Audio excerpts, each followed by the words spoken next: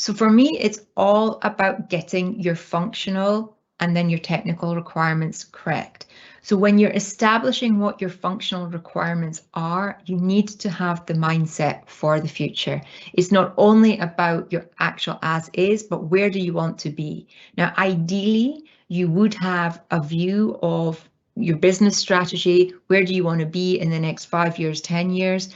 And therefore, that will feed into where does your organization need to be? What are the functional requirements therefore of that? And that can help you with the technical requirements.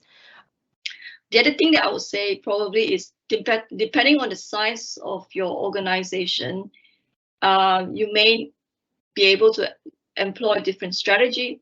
What I mean by that is if you're a big company and you obviously then can demand the attention of the provider like SAP, they could help you obviously understand where where your company is at and what kind of business vision and strategy they're looking for, and then work hand in hand with you in terms of the implementation.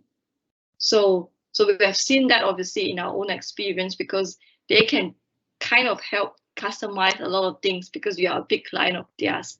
Now, however, if you're on the other end of the spectrum, you're a small company, of course, you're not going to get that kind of privilege, right? But what is good in today's digital world is you are able to run a lot of, let's say, implementation quite in smaller chunks and quite in a bit of modular fashion. So I'm sure you guys have heard of software as a service. That's almost like a pay-as-you-go service, and it goes by, tiering.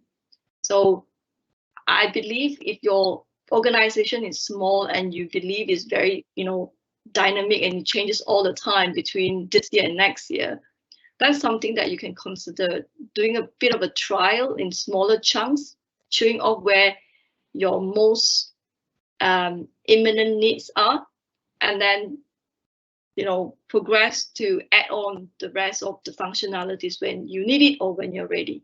I hope that.